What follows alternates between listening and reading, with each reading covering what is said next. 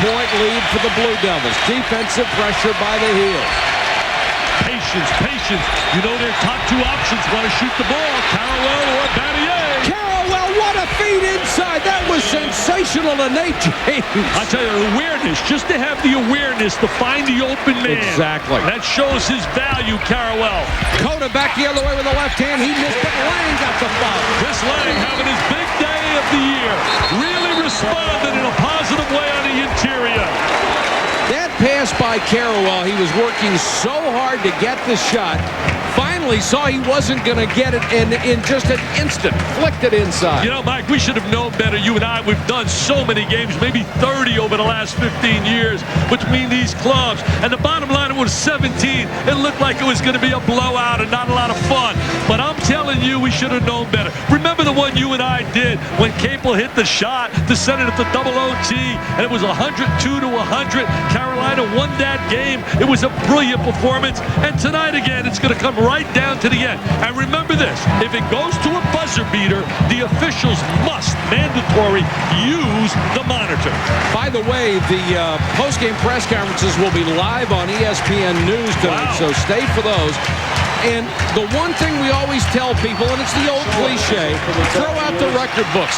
These teams don't like each other. The fans don't like each other.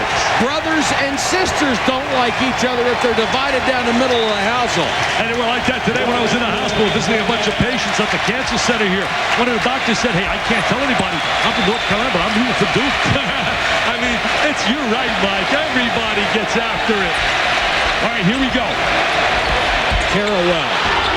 Contact, no whistle, and he buries another huge shot. And he made the great pass, and then he makes the big shot. That's why, my friends, you spell his name MVP. MVP.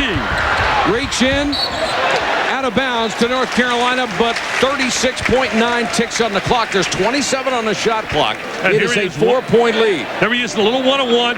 He regroups, squares his body, knocks it down, makes all the big plays. And remember this, if you're North Carolina, they're not playing for any moral victories. I can tell you that. They're not playing with that situation, well, we played them tough. Because this will put them at 13-9, and this is a must game for them. Cota nearly threw it away. This is Owens. Owens feeds underneath. The layup is good. I'll tell you, I see some good things out of Max Owens, but yet he seems to disappear for minutes. But he has ability to score, to penetrate, create opportunities. North Carolina has only one timeout left, 24.8 seconds. Right now, it's still just a one-possession game. Nice job by Owens to get the pass to Capel. Yes, he is, driving again.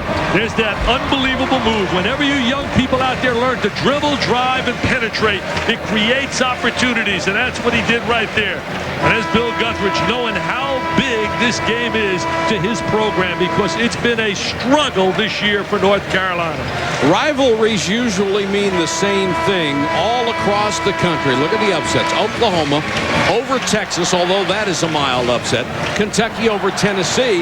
You have to consider if Kentucky beats Tennessee, that is a mild upset. Well, you know, and in the battle of the Titans in women's basketball, Tennessee upsets #1 UConn. I tell you what, I'll take Sue Bird and 4 other people and go to war with you. What a great player. Yeah, she can play, but what about that? Somebody in that locker room, she did a great job against an outstanding team. Here's the full court pressure. This is not North Carolina's strong suit. They want him to take some time off the clock. Now remember, they're excellent on a free throw line. That's one of the great pluses for Duke, the ability to convert on that free throw line. We talk about how big that is. Look at Coach K. He's been on a sideline in many a close game. 8 Final Fours, twice national champs, 91, 92. What a job he's done since his arrival out of the military academy in West Point. And right now they're hoping to get on that bus and head 6 miles away with 30 in a row in the ACC. 0 for 2 tonight. Williams 0 for 2 from the line. Makes the first. If he makes the second, it is a 2-possession game again. He has 10 points. The freshman has really played a good floor game tonight. Duke has hit 17 out of 22 as a team. Carolina only 3 of 10. Williams misses. The rebounds to Cota. They can tie with a 3. They can tie with a 3, Mike. And they're going to need the 3. Perimeter defense right now. Duke extending on a perimeter. Forte will have to take it. Got it! The freshman stepped up. Let's see if it's a buzzer beater. Here it is. Here it is. We're going on the team. We're going on the team. No basket and free basketball. What a clutch 3-point shot to send it in overtime. Diaper dandy. This is the way it's supposed to be. I have nothing to do until I see Mr. Musburger on Saturday. So let's stay here for about 7 overtimes. Oh, look at Joseph Forte. He's going to step up off the screen, squares his body, and he says, that's what my buddy Keith Bogans, who was big in that win for Kentucky over Tennessee, my partner. And there's the good defense. Tough shot. Carrawell got a pretty good look, but it wouldn't go. Tied at 73. We go to overtime. Strictly Ceramic Tile. Huge selection. Largest ceramic tile distributor in the area. Tiles for floors. Tiles for walls. Decorative tiles. Handmade and custom tiles. Antiqued and natural stone tiles. Style, selection, service, value. Strictly Ceramic Tile, Route 6 Mahopac and Route 6 Cortland Manor next to Circuit City.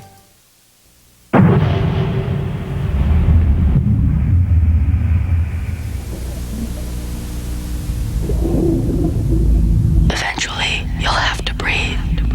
It has nothing to do with willpower or choice. It's about need. That's the way addiction feels. Once you start smoking, you may not be able to stop. You'll need another cigarette. Like you'll need your next breath. Mike, we're going to show how the freshman really understands the clock and understands the situation and is trying to set his man up to get the ball. Now, freeze it right here. See, he's going right under the basket. And now he's going to come all the way out for the basketball. Now, here he is right now. Under the goal, comes all the way out right here. Freeze it right here. This little help by a screen here allowed him to get into this area to knock that shot down. Now, there he is. Knocks it down. Saw the open space, converted. But you got to like any kid that's willing to take the big shot, especially a kid that struggled in the first half. Mike, remember, they were down 50-31 and looked like they were going to be put away big time. We got to give them credit for the effort they did to get into this overtime. And still, they have never led in this ball game. They have a chance now. Forte, pull up 3. That's okay. I'll just tell you, Brad Daugherty gave a cheer down here. You know what? He's allowed to cheer for his alma mater. Williams with a runner, got the lay. Heck of a shot by Joe Forte. I saw another freshman in 1982 hit a huge shot. Similar to that, a little bit bigger than that, but that's a big one for Joe Forte. Yeah, that was Michael the Magnificent to win the national title against the Hoyas. Duke by 2 in overtime. Owens lost it on the way up, but a foul. Now, this could be big, having Haywood. That foul really could hurt them in an overtime situation now, Mike, where he's on the sideline. And if it's on Nate James, that's his 5th. He'll be gone, and it is. And you got to remember, these clubs are very thin. You talk about Duke, there's 6 guys play over 30 minutes a game. They rely so much on them. James, one of the unsung heroes on this basketball team, plays good defense, hustles, scraps. Kid that's had a lot of injuries in his career. Owens, a terrific free throw shooter, hits the first. He's got an offensive spark. He can provide that spark. What's his problem, Brad, this kid Owens? Because he shows some good ability. Dick, I think he lost a lot of confidence earlier in the year. I think he felt a little threatened by Forte, and he didn't come out. He didn't keep looking for his shot. He kind of went into a shell, didn't take a lot of shot opportunities. He is in the basketball game to shoot. He's got a nice stroke. He can hit the 3. He penetrates well. He just has to play with more confidence. Right now they're in that zone, playing it very aggressively. Nice look. Great ball movement by Duke. Williams fakes the shot and got it to Boozer. I mean, that was just a great look. The 2 freshmen hook up. They really play so well together. Both guys have a great understanding. Good vision. It was a clinic on how to move the ball. Against the zone. Step right into the gap for the open shot. Forte against Dunleavy. Leans in, really forced that one. Lang with an offensive rebound, fouled by Boozer. I'll tell you one thing, Bill Guthridge has got to be really happy with the effort he's getting out of a Lang. If he can give him that effort on a regular basis, they're going to win their share of games. Well, I think Lang gives him that effort every time he's in there. He's just shin splints and a knee problem, and then he had the virus and lost a lot of weight. You're when right. he's in there, he plays hard. Yeah, you're right, Mike. I guess the wrong terminology. Just that he's getting a solid performance here tonight out of him. 13 points, 8 rebounds. That's his first free throw, though. He missed his first 3. I mean, they slowly crept back in this game to get it to overtime. Another miracle here because they looked like they were absolutely dead at 50-31. Every possession becomes so huge. Duke leading by 1, the nation's third-ranked team. They've won 16 straight, 29 straight in the ACC. And 58 in a row over unranked teams. The only team to beat them unranked in that stretch was Michigan. Another great feed inside, and Boozer with another easy 2. Well, they've done a great job solving the open area in that zone. And remember, not having Brendan Haywood to deal with in that lane is certainly vital right now. And they're attacking that open area. Duke has hit every shot in overtime. They have opened up a 3-point lead. Lang wide open. Great position by Lang. Held really well down in the post area. Got the good angle for the entry. Easy shots for everybody because of excellent passing. Yeah, excellent execution. Really doing the little things coaches teach to get free. There's that 2-3 zone. They're trying to overload a little bit against it on one wing side. Well, they're backing off of Dunleavy. See, now they're trying to overload. Get 3 against 2. There's the 3 by Battier out of the corner. Shane Battier stepping up again with the big shot. Battier has 25. And the lead is back to 4. Well, remember, Duke has won 2 overtime games, beating NC State and Virginia. Cota had to force it up against 3 players. Maybe not the best decision, but great defense again by Duke. You know, against Virginia, they scored in the first 10 possessions in the overtime. They'll have that rematch. It was 109-100. They'll have that rematch Saturday on ABC. Taking some time off the clock. See, there's that versatility. You have your guys that are playing the wings that can come out and play on the perimeter like Carrawell. Carrawell, another great dish. Same place again, though, Mike. They're attacking that one area that would be negated if Brendan Haywood was in that lane. And you have to respect Carrawell when he penetrates. You know he can bury that jump shot, so you come out on him and he gets it into somebody else. 5 out of 5 from the floor for the Blue Devils in overtime. They have extended their lead to 6. And Mike, that's on top of going against Virginia when they scored in their first 10 possessions in overtime. There's the dump down to the inside. They got that seam. They got that recognized. They got that tendency. They find the open lane right down under the basket in the gap of that zone. And if you're a big guy, this is like room service. I'm just going to hang around here till you find a way to get it to me because most guys don't miss those. I'll tell you one thing. We got our 2 buddies that work with us. One is not here tonight, but one is. We got Jay Billis wherever he is. He's standing up and he is cheering. And he's cheering for his Dukies. And I know Brad Daugherty's dying with every score. He's saying down here on the floor, I wish I was in that lane. There's no way to get that shot. Am I right, Mr. Daugherty?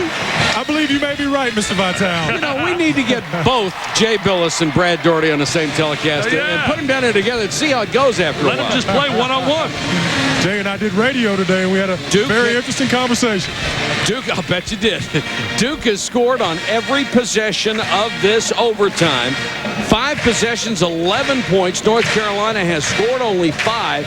And with 1:46 to go, North Carolina is back in the same position they were nearing the end of regulation. They need the big plays and then the big defensive stops. What I'm really impressed by, though, is the fact that Duke can go to overtime.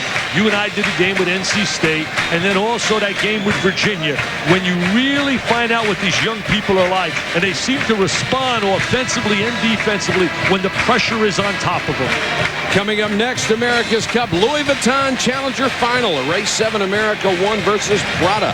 The winner will hold a 4-3 lead in the best of 9 series. America 1 had trailed 3 races to 1.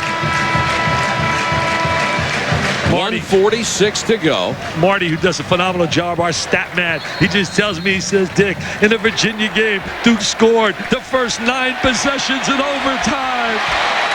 We are honored to have Mr. Aronoff join us this evening. It is a rare occurrence on the road. He's a superstar at what he does. He's a PTPer.